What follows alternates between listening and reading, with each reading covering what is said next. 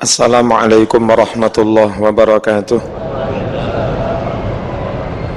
Bismillah walhamdulillah wassalatu wassalamu ala rasulillah Sayyidina Muhammad ibni Abdillah wa ala alihi wa sahbihi.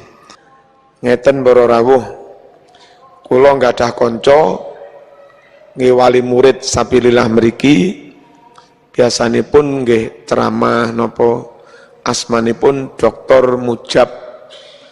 Niku nggih dulur, nggih kanca, nggih tangga, asline Blitar.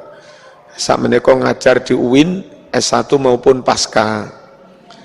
Dr. Mujab niku S1, S2, S3 di India. Di India itu Pakistan juga ada Ahmadiyah, ada Bahaiyah, aliran macam-macam. Nah, karena pusatnya di Inggris, pas Gus Mujab kuliah di India niku sempat curiga jangan-jangan aliran-aliran sempalan itu sengaja dibuat oleh Inggris untuk memecah belah Islam. Akhirnya Gus Mujab datang ke kantor pusatnya kelompok aneh-aneh ngeten niku. Takon langsung, cara diterjemahne ngeten. Ora lho kok sampeyan iki gelem ngene-ngene iki lho. Dan ini merusak Islam, bikin perpecahan. Sakjane saben wulan dapat donasi berapa sih? Dapat bantuan piro? Gampange oleh duit piro ngono lho. Nggih kathah para rawuh, cara sakniki miliaran. Terus beberapa kelompok yang tidak beken asli dibuat oleh ulama Islam, yang tidak beken asli didirikan oleh ulama Islam, pusatnya pun di negara non Islam, koyok yang mendanai konco-konco aliran liberal itu ternyata Amerika lewat Ford Foundation. Dan banyak gerakan-gerakan agama sempalan, nggak usah tak sebut, khawatir tersinggung, itu pusatnya di London, di Inggris. Nah, prihatin dengan mulai masuknya gerakan-gerakan yang ternyata itu di remote asing, bekerja untuk kepentingan asing tapi atas nama Islam.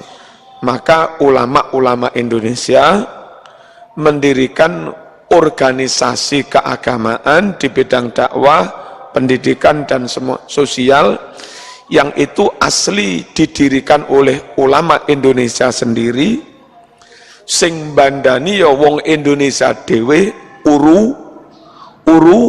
urunan dapat wakofan dari masyarakat yang dibina juga warga Indonesia sendiri, sama sekali nggak ada kaitan dengan kepentingan asing. Nah, prihatin khawatir banyak kelompok mengatasnamakan keagamaan tapi jangan-jangan bekerja untuk kepentingan asing. Ketika itu mulai masuk paham Wahabi, dibandani Saudi sampai sekarang. Dan di balik Saudi itu, nyuwun sewu, Saudi itu pemerintahnya akrab sekali dengan Barat, dengan Amerika. Terus juga mulai masuk Ahmadiyah, pusatnya di London, Inggris. Mulai masuk Syiah, pusatnya di Iran dan seterusnya.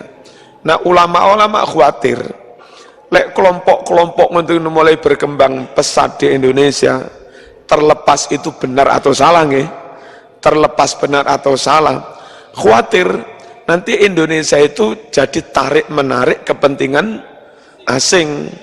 Nah, kalau kelompok-kelompok itu dibiarkan besar, padahal dananya dari asing, bekerja untuk kepentingan asing, niku ulama khawatir nanti akan menghilangkan kedaulatan negara.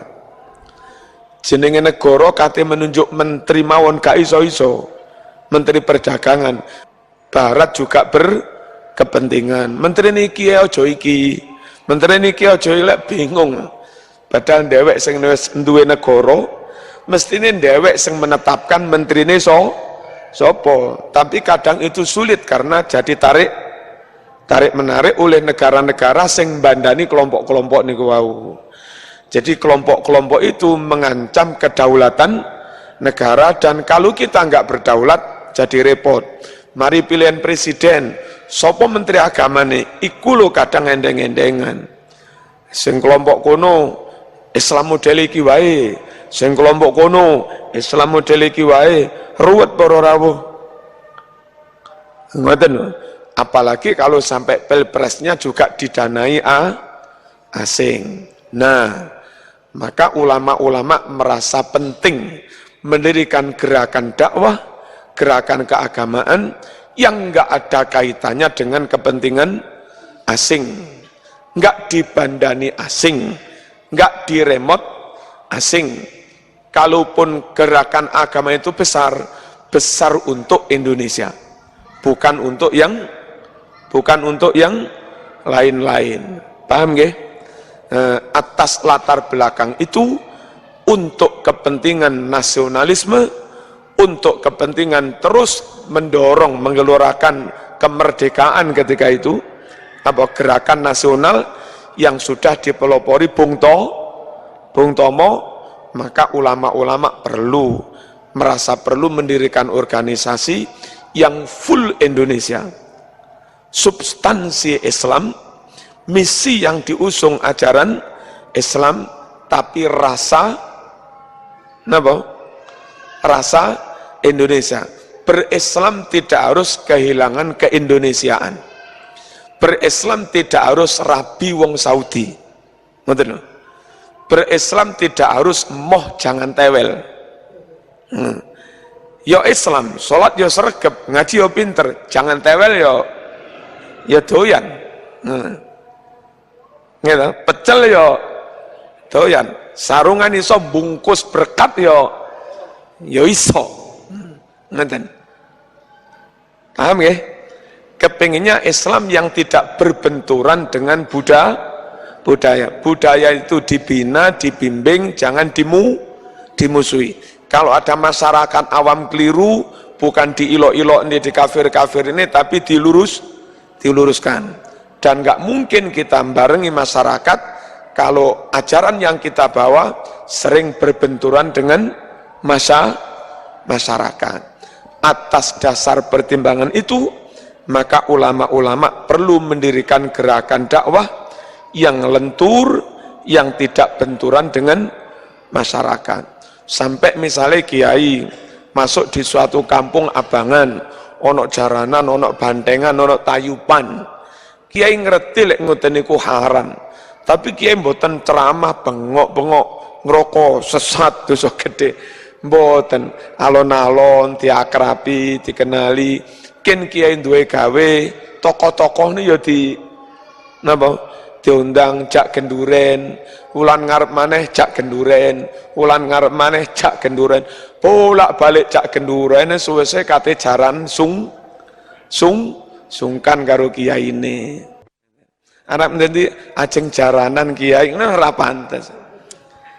Dan nyatanya pelan-pelan tapi pasti 10 tahun, 15 tahun, lama-lama jaranan kan hilang.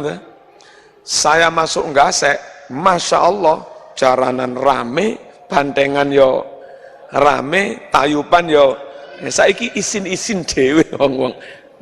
Lah ngoten niku para rawuh. Kepingin dakwah tapi jangan benturan dengan masyarakat. Maka terus didirikan NU untuk itu, ngoten. Untuk Islam dan untuk Indonesia yang enggak usah diremot oleh kekuatan asing, benar-benar berdikari. Napa berdikari? Ya, berdiri di atas kaki sendiri, merdeka temenan, ngoten. Paham nggih? Ngeten iki penting. Nabi itu pernah semacam meramal, memprediksi kalian nanti akan menjadi kayak talam dikeroyok oleh orang-orang yang ada di sekitar, lapar semua ngeroyok talam itu. satadada'a alaikul umam kama tadada al akalatu ala qasatihim. Bangsa-bangsa lain kelak akan ngeroyok sampean kabeh endeng-endeng narik kono narik kono narik kono narik, karena semua wis mbandani merasa berhak ngeremot semua, seperti talam isine sego panganan ditarik menarik kono ngalor ngidul ngetan ngulon. Ngoten niku para. Jadi Nabi pernah apa? Memprediksikan meramal seperti itu. Nyatane Masya Allah koyok Yaman mawon, jadi tarik menarik antara Rusia kali Amerika gitu. Yang Houthi Syiah diewangi Iran prone dengan Rusia sing golongane Syekh Mukbil Mansur Al-Hadi, presiden terguling, itu prone dengan Saudi. Lah Saudi prone dengan Amerika senjatane payu, Rusia senjatane yo payu. Sing remek sapa?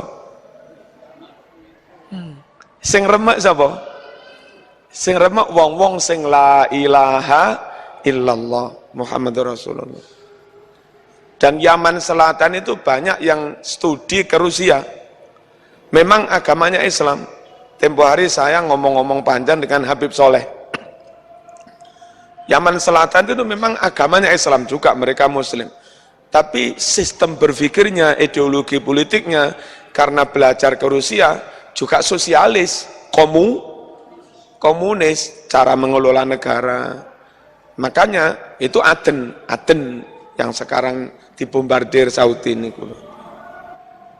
Persis dawe Nabi niku wau. Karena ini merasa wis bantu iki, akhirnya juga berkepentingan. Yaman negara kecil sik dadi menarik. Indonesia pengen ngoten niku?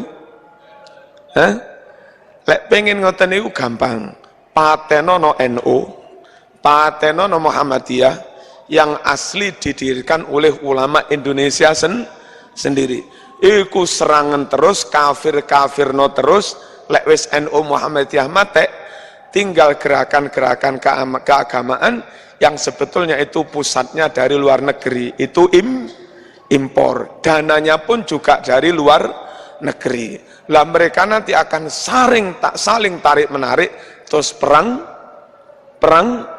saudara sakarepe dhewe. Gampang menggiring Indonesia pada perang saudara, patenono NU, patenono Muhammadiyah. Dari gerakan-gerakan yang sebetulnya impor dari luar negeri nih. Wow. Paham betul nih? Ngeten baru rawuh. Cek ngerti zaman al-NU, ma huwal NU, wa ma adraka mal NU. Kula terusaken.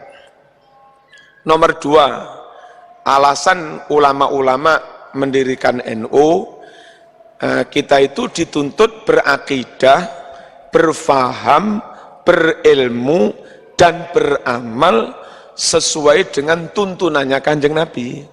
Dituntut itu. Hadisnya jelas, man amila amalan laisa alaihi amruna fahuwa raddun.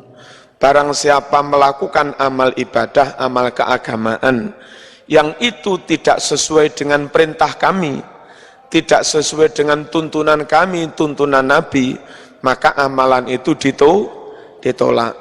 Kita umat yang hidup setelah Nabi sudah 1400 tahun lebih, enggak pernah ketemu Kanjeng Nabi, tapi kita dituntut beramal sesuai dengan ajaran Nabi. Sementara di depan kita banyak macam-macam paham dan aliran. Nah kita orang awam nerjemah Quran gak iso, tafsir gak ngerti, hadis gak apal, tidak bisa orang awam memilih aliran mana yo sing cocok dengan ajarannya Kanjeng Nabi, madhab mana yo sing cocok dengan ajarannya Kanjeng Nabi. Nah kita orang awam kan nggak iso napa memilah dan memilih niku. Yang ada paling klaim ini paling cocok. Nah, ternyata enggak. Nah, ulama-ulama yang memang hafid Quran, hafal ribuan hadis, tentu dengan berpedoman sekian ayat Quran, tafsir, usul fikih, sejarah, asbabun nuzul, dan menguasai ribuan hadis, ulama ngerti iki cocok karo Quran hadis, iki ora patek cocok, iki cocok, iki ora patek cocok. Nah, ulama-ulama perlu nduduhne umat dari sekian banyak golongan iki wae yang menurut ulama memang itu lebih sesuai dengan Quran hadis tanpa mengkafir-kafirkan yang lain. Nah, terus akhirnya kita dipilihkan soal akidah oleh ulama, dipilihkan Asy'ariyah dan Maturidiyah. Hatta Mbah Dahlan pendiri Muhammadiyah yaitu sama. Terus soal syariat, sholat sing bener kuwi piye, nutup aurat sing bener kuwi piye, dagang akad sing bener kuwi piye, haji manasik sing bener ini kuwi yak nopo, terus beleh sing bener yak nopo, sesuci sing bener kaya apa, masalah syariat. Ulama memilihkan, pilih salah satu dari madhab empat. Terus bagaimana mendekatkan diri kepada Allah? Tasawuf, thariqah. Ada dua kelompok yang sangat ekstrim. Yang satu kelompok fuqaha, syariat tok ae wis, enggak perlu jero-jero. Sing sitok golongane Siti Jenar, nggih toh? Golongane Al-Hallaj, hakikat tok wis, gak perlu syariat. Padahal contoh dari Nabi, wong sing paling makrifat kuwi Kanjeng Nabi. Orang yang paling sampai hakikat notok itu juga Kanjeng Nabi. Toh Kanjeng Nabi tetap tahajud, tetap nutup aurat, tetap sholat, tetap syariat. Wong sing paling kenceng syariat juga Kanjeng Nabi, tapi juga tetap ngresiki hati, tetap tasawuf, tetap thariqah. Nah, ben umat yang awam enggak keliru milih, maka ulama-ulama memilihkan ini mas, lek pengen thariqah tasawuf ngresiki hati, kepengin akhirnya oleh rahmat, oleh ridhone Gusti Allah, hati padang temenan, iki sing dimiloi Imam Junaid, Abil Hasan Asyadzili, Syekh Abdul Qadir Al-Jilani, Imam Ghazali, dan ulama-ulama itu memang enggak kengaloren, enggak kengidulen, kenceng syariate, yo kenceng thariqahe. Terus bagaimana mendekatkan diri kepada Allah? Tasawuf, thariqah. Ada dua kelompok yang sangat ekstrim. Yang satu kelompok fuqaha, syariat tok ae wis, enggak perlu jero-jero. Sing sitok golongane Siti Jenar, nggih toh? Golongane Al-Hallaj, hakikat tok wis, gak perlu syariat. Padahal contoh dari Nabi, wong sing paling makrifat kuwi Kanjeng Nabi. Orang yang paling sampai hakikat notok itu juga Kanjeng Nabi. Toh Kanjeng Nabi tetap tahajud, tetap nutup aurat, tetap sholat, tetap syariat. Wong sing paling kenceng syariat juga Kanjeng Nabi, tapi juga tetap ngresiki hati, tetap tasawuf, tetap thariqah. Nah, ben umat yang awam enggak keliru milih, maka ulama-ulama memilihkan ini mas, lek pengen thariqah tasawuf ngresiki hati, kepengin akhirnya oleh rahmat, oleh ridhone Gusti Allah, hati padang temenan, iki sing dimiloi Imam Junaid, Abil Hasan Asyadzili, Syekh Abdul Qadir Al-Jilani, Imam Ghazali, dan ulama-ulama itu memang enggak kengaloren, enggak kengidulen, kenceng syariate, yo kenceng thariqahe. Ora kok thariqah tok mengabaikan syariat, syariat tok mengabaikan thariqat, mboten. Enggak ngurusi jasad tok mengabaikan ruh, enggak ngurusi ruh tok mengabaikan jasad. Jadi yang syariat tok tanpa tasawuf, tanpa kebeningan hati, niku sami kalih tiang rabi tapi enggak cinta. Tiang ngurusin jero tok tasawuf, sing penting tasawuf niate atine bening, tapi enggak syariat. Niki padha karo wong cinta tapi enggak apa? Padha karo wong cinta tapi enggak rabi, padha gak enake. Nggih mboten? Sing bener iku ya rabi ya cinta ya rabi. Cinta tok gak rabi lapo. Nglamun ae. Rabi tapi enggak cinta, terpaksa loro kabeh. Kalau dipaksa-paksa sakit rasanya. Ngoten niku. Tirose nyanyian niku lho. Nah, terus di NU dalam anggaran dasar NU Qonun Asasi menyebut seperti itu. Dari sekian banyak aliran itu Mas, yang menurut ulama, menurut ijtihad kami cocok dengan ajaran Nabi, soal akidah Asy'ariyah Maturidiyah, soal fikih syariat salah satu dari mazhab 4, soal notoati tasawuf bening hati ikut Imam Junaid, Imam Ghazali atau Syekh Abdul Qadir Al-Jilani radhiyallahu anhu yang memang yo syariat yo hakikat, enggak memihak salah satunya tok pun. Niki tujuan hikmah ulama mendirikan NU, kepengin duduhne wong awam dari sekian banyak aliran iki wae Mas. Andai ulama enggak mendirikan macam NU begini, terus kita dihadapkan pada ratusan pilihan madhab, lah kemeng wong awam ini, dan masing-masing ngecap semua, aku sing bener, wong awam bingung. Para rawuh, monggo kita buktikan sedikit-sedikit mawon. Soal akidah, kalau Imam Asy'ariyah, Maturidiyah itu berfatwa wajib percaya anane takdir, tapi tetap wajib ikhtiar. Wajib ikhtiar itu adab syariat, percaya takdir niku hakikat iman pasrah tenggene Gusti Allah. Nah, niku sing bener sesuai dengan tuntunan Nabi. Sementara menawi nyun sewu golongane Jabariyah, Al-Jubai, takdir tok wis. Nyang apa ora salat? Takdir. Nyang apa goblok? Takdir. Ngono kuwi. Nyang apa nyolong? Takdir tok wis. Nah, ditowaboke wong ngono kuwi. Cekel towaboki. Takon, "Lapo naboki aku?" Takdir. Senajan kabeh niku takdir, tapi mboten oleh barang elek-elek mau omongne niku takdire Gusti Allah, enggak duwe adab. Sing Mu'tazilah, Qadariyah renek takdir, salah ya salahmu, bener ya benermu. Krana salahmu dhewe sampean digepuk, krana lek bener ya benermu dhewe sampean mlebu swarga. Niku golongane Mu'tazilah, gak takdir-takdiran. Ra lulus salahmu dhewe, ra payu-rapi yo salahmu dhewe. Dudu takdire pangeran. Lho, sitok ngalor, sitok ngidul.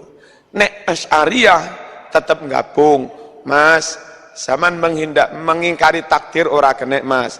Iki lho dalile. Dalile 1, qul kullum min indillah. Katakan Muhammad, semuanya dari Allah Subhanahu wa ta'ala. Tuh, terus takdirnya malih, mayyahdillah fala mudhillalah wa mayyudlil fala hadiyalah. Kalau Allah memberi orang hidayah, enggak ada orang yang bisa menyesatkannya. Kalau Allah menyesatkan seseorang, enggak ada orang yang bisa memberi hidayah. Hakikatnya elek apik hidayah sesat juga Allah, hakikatnya berdasar hadis ini.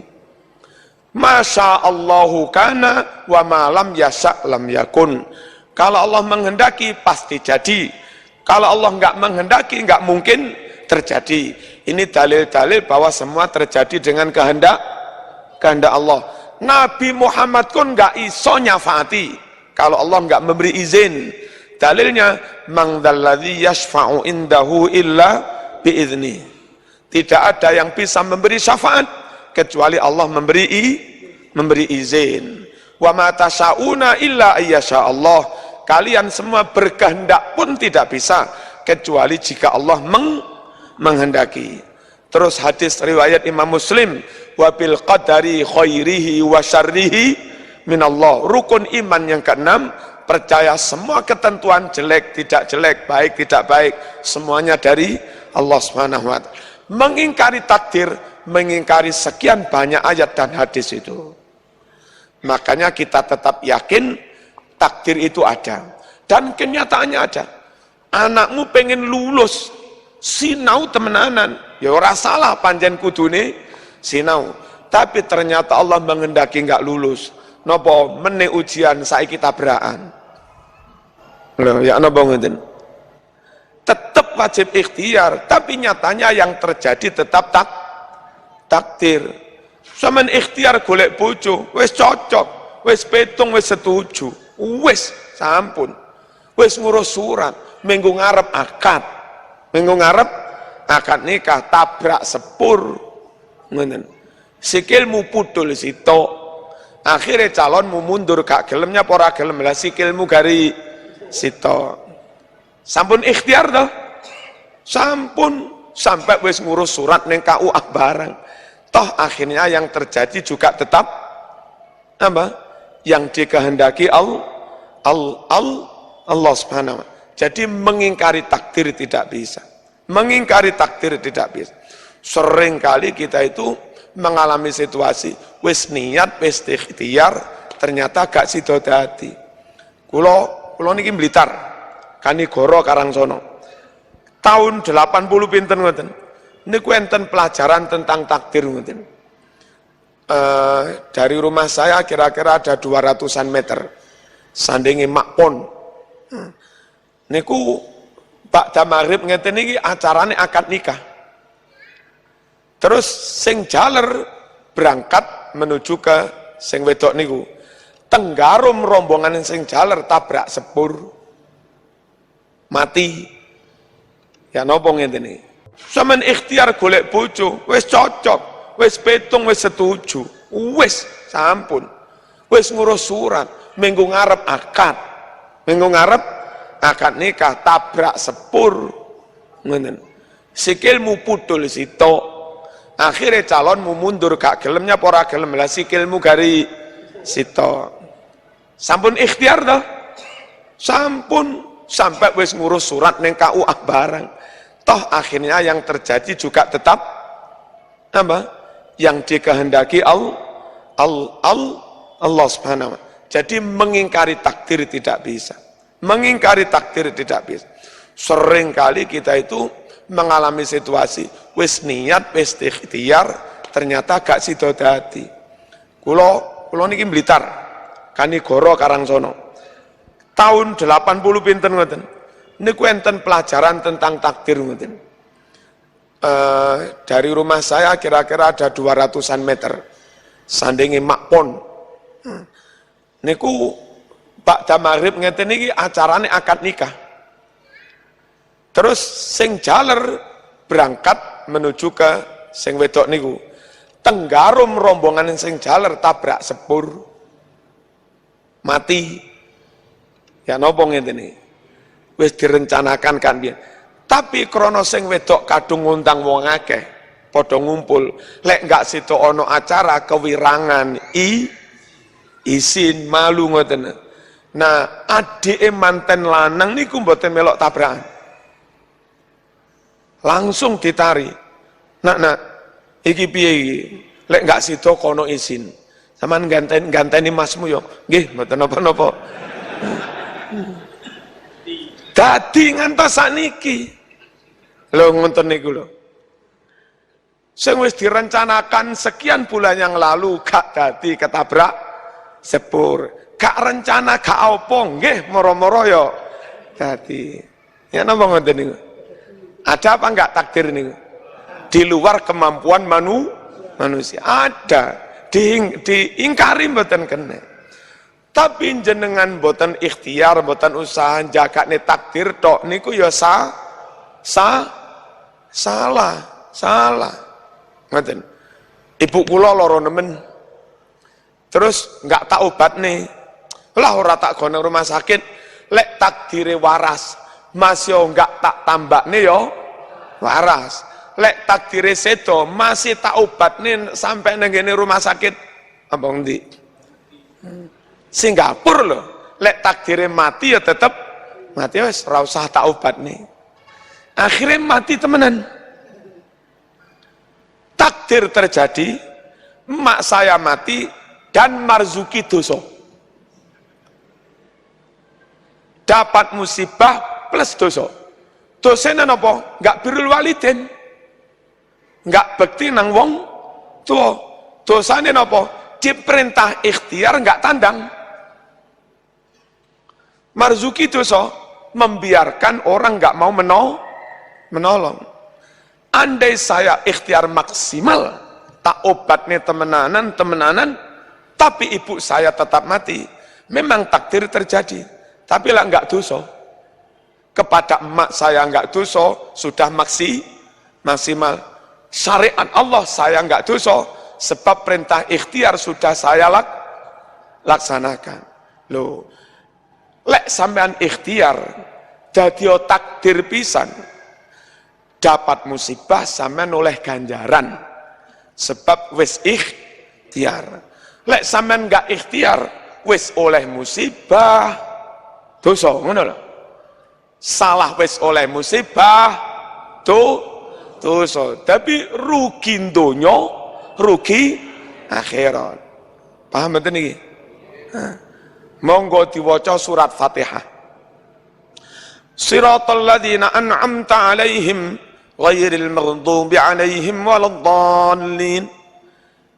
Diterjemah, ya Allah tunjukkan kami ke jalan yang lurus, jalan para nabi, para syuhada, para solihin yang telah kau beri hidayah, yang telah kau beri kenikmatan. An'am ta'alaihim, bukan jalan orang yang dimurkai, maghdubi alaihim, bukan pula jalan orang-orang yang sesat, waladdallin.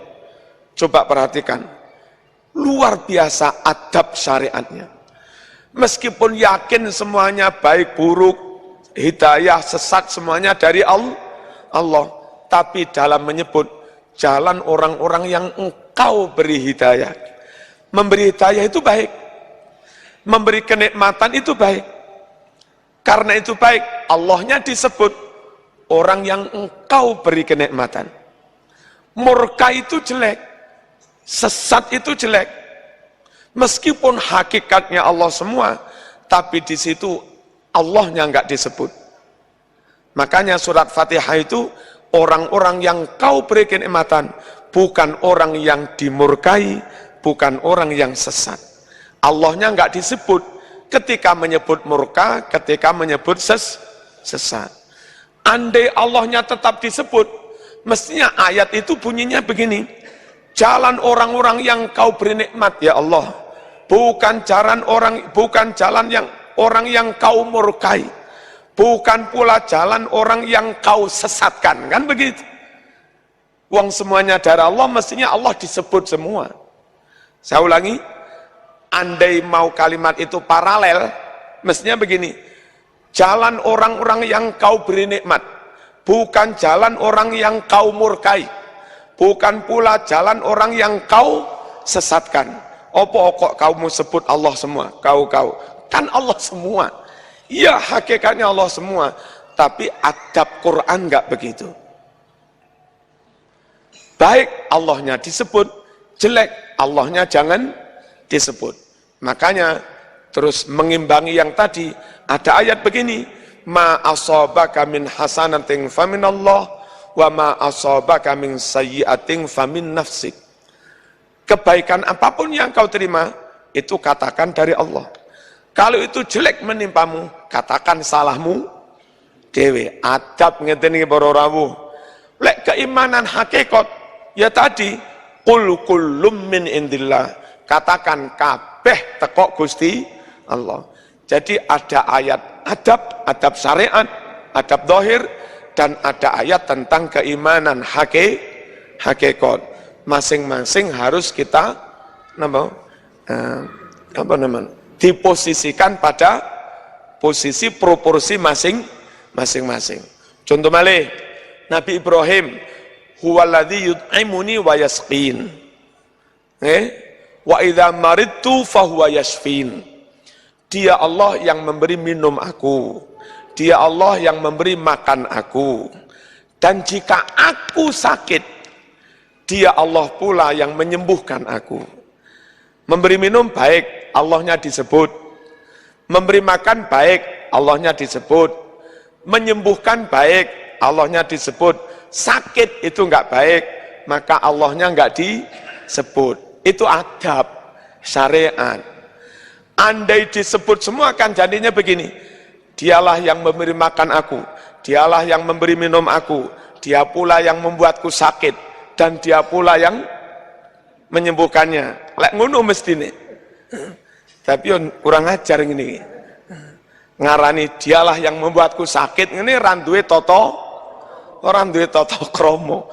Meskipun hakikatnya Allah semua. Ayat Quran ngajari kita toto kromo seperti itu. Ngertos nggih? Nah, kenapa akidah Asy'ariyah yang dipilih? Asy'ariyah itu gabung dua-duanya. Ya percaya takdir, hakikat, ya tetap wajib ngelakoni syariat. Nah, itu andai nggak ada semacam NU atau apalah begini, ulama nggak mendirikan begini untuk membimbing kita umat, kan dewek iso-iso katut kono, jebule nggak cocok dengan ajarannya kanjeng Nabi. Paham? Nah, terus contoh satu lagi, Bro Rawu, satu lagi. Napa niki? Simpang siur misalnya begini. Ada yang berpendapat kalau Mu'tazilah itu begini. Meskipun sregep salat kayak apa, imannya kayak apapun, kalau dia melakukan dosa besar, sohibul kabair molimo, zino, omben, neraka selawase wis. Enggak iso mlebu swarga blas. Kerenge pol Mu'tazilah. Wis neraka selawase, neraka. Model Mu'tazilah. Lawannya aliran Murji'ah. Oh niku ndomblene ndelahome pol wis. Ora salat rapopo, nyolong rapopo, gendak wong wedok ya rapopo. Punya prinsip begini. Paham? Nah, terus contoh satu lagi, Bro Rawu, satu lagi. Napa niki? Simpang siur misalnya begini. Ada yang berpendapat kalau Mu'tazilah itu begini. Meskipun sregep salat kayak apa, imannya kayak apapun, kalau dia melakukan dosa besar, sohibul kabair molimo, zino, omben, neraka selawase wis. Enggak iso mlebu swarga blas. Kerenge pol Mu'tazilah. Wis neraka selawase, neraka. Model Mu'tazilah. Lawannya aliran Murji'ah.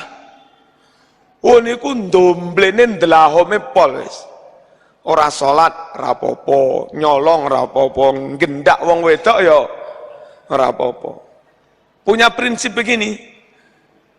Fakama annahu la tanfa'u ibadatun ma'a kufrin, fakadzalika la tadurru maksiatun ma'a iman. Prinsipnya Murji'ah begitu.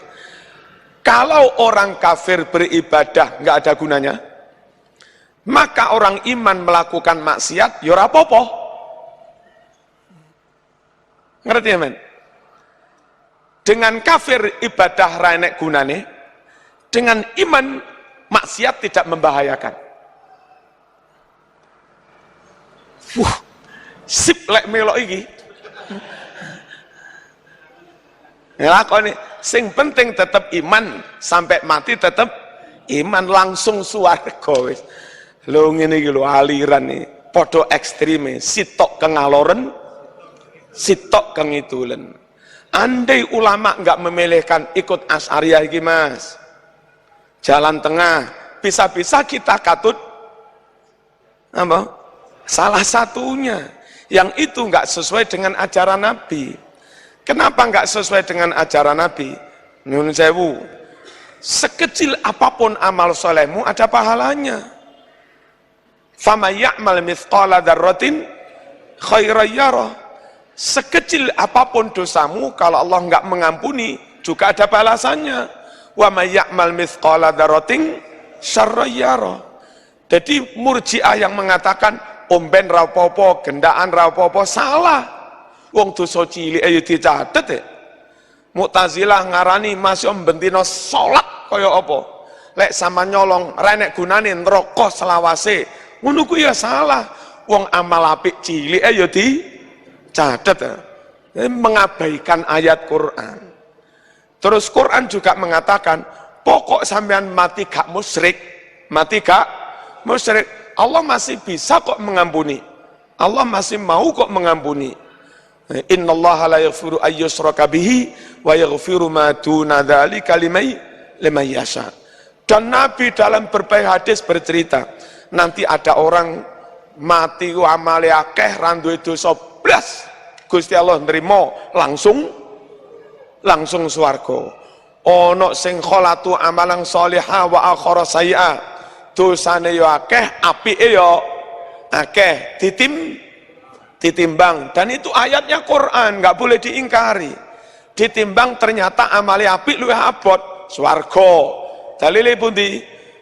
Fa amma man thaqulat mawazinuhu fahuwa fi 'ishatir radiyah. Ditimbang amal soleh abot, swarga. Ditimbang amal soleh amal eleke dosane luwih abot, jomplang, fa ummuhu hawiyah wa ma adraka mahiyah narun lho neraka. Ayat enten. Tapi enten ditimbang jomplang ra sida mlebu neraka. Apa ketemu Nabi? Hehe iki sregep selawatan iki jamaah sabilillah iki. Aja dilebokne dengan syafaatku ya Allah, mohon ampuni dosanya. Akhirnya di ngapura. Jomplang iki lho ra sida mlebu, oleh syafaat. Ngetos dengan ono jomplang ra sida mlebu. Lha iki kok ra sida mlebu? Lha iki mbiyen pas urip sering nulungi bocah yatim, orang fakir, miskin, welas pada mereka, rahmah kasih sayang pada umat Islam yang lemah. Akhirnya Allah pun juga memberi kasih sayang. Ati nyemplung nih sakno gak sida gak tak cemplung nih. Polai kon biyen nang donya yo ngesakne ning tanggamu sing miskin. Saiki ati tak siksa aku yo ngesakne kon gak sida mlebu. Sing dosane akeh ora di ngapura, ora disyafaati, kepeksa di lebokne. Itu pun juga enggak selawase. Menurut hadis Bukhari, saya khruju minan nar man kana fi qalbi mithqalu dzarratin min iman. Akan bisa keluar dari neraka asal dalam hatinya ada benih keimanan sekecil apapun. Meskipun tahu molimo sembarang, pokok sik tetap duwe la ilaha illallah Muhammadur Rasulullah, ada iman, kata Nabi nanti akan keluar dari neraka. Menurut Imam Ghazali, karena akan keluar dari neraka berarti pernah masuk. Dijanjikan akan keluar berarti masuk dulu, ngono loh. Salah murji'ah yang mengatakan orang mlebu neraka blas masih benito gendaan langsung swarga. Itu salah mengingkari ayat-ayat tadi dan mengingkari hadis Bukhari. Nah, setelah didelok-delok sekian banyak ulama madhab aliran, akhirnya ditimbang-timbang ini yang lebih sesuai dengan Quran sunnah, sesuai dengan ajaran Nabi. Alhamdulillah ulama membimbing kita, memilihkan kita. Syafi'i yo api, Hanafi yo api, Hambali yo api, Maliki yo api, sakaremu wis Yamaha apa Honda podo apike. Lah kita yang nggak ngerti mesin blas, kalau ulama-ulama nggak memilihkan terus kan dikira jaling paling top. Kadung tuku iku mau geradak 2 wulan kepiar. Munggah Gunung Kawi ping 15 bubar. aliran tertentu menuar, kadung melok kono, tibake akhirnya stres. Wakeh ngoten. Kira-kira lare 9 sing kula tambani. Enten sing jenenge Evi Tulungagung niku rumiyin melok HTI stres. Terus kula tambani.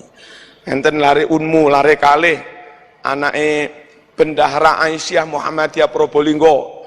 Katun NII stres nggih kula tambani. Padahal sing melok NU melok Muhammadiyah tahunan ora tau stres. Alhamdulillah ulama milih nih. Paham ya? Nah, niki para rawuh, kita berterima kasih kepada syukur pada Allah ngantos sakniki sik tetep iman angsal hidayah. Kita juga menyatakan terima kasih pada Rasulullah sallallahu alaihi wasallam yang telah membawa Islam ke dunia. Juga terima kasih pada sahabat ulama-ulama termasuk pada para pendiri NU yaitu Dahlan mendirikan Muhammadiyah. Lewat jasa beliau itulah kita dipilihkan ini loh Mas. Akhirnya sampai ke sekarang pun alhamdulillah yang kita yakini, yang kita amalkan itu cocok dengan yang dituntunkan Rasulullah sallallahu alaihi wasallam. Untuk itu marilah kita mendoakan beliau-beliau nggih. Alhamdulillahirabbil alamin. Allahumma shalli wa sallim ala sayyidina Muhammad wa ala ali sayyidina Muhammad. Allahumma taqabbal wa awsil waj'al wa ahdi thawaba ma qara'nah wa nura ma talawnah من القرآن والكلمات الطيبة والصلوات النبوية وغيرها من الأعمال الصالحة هدية واصلة ورحمة نازلة وبركة شاملة إلى سيدنا محمد صلى الله عليه وسلم والأرواح جميع المسلمين والمسلمات آباءنا وأمهاتنا وأجدادنا وجداتنا ومشايخنا ومعلمينا وذوي الحقوق علينا ومن أوصانا واستوصانا بالدعاء خصوصا الأئمة الأربعة الإمام مالك والإمام أبي حنيفة والإمام الشافعي والإمام أحمد ابن حنبل وعلى والي صنغو الذين بلغوا الإسلام في جاوة وإلى مؤسسي جمعية نهضة العلماء شيخنا خليل بنكالان بهاشم أشعري وحفظ الله وحسب الله ببسري وإلى مؤسسي جمعية المحمدية كهجي أحمد دهلان وأزواجهم وأصولهم وفروعهم وأتباعهم إلى يوم الدين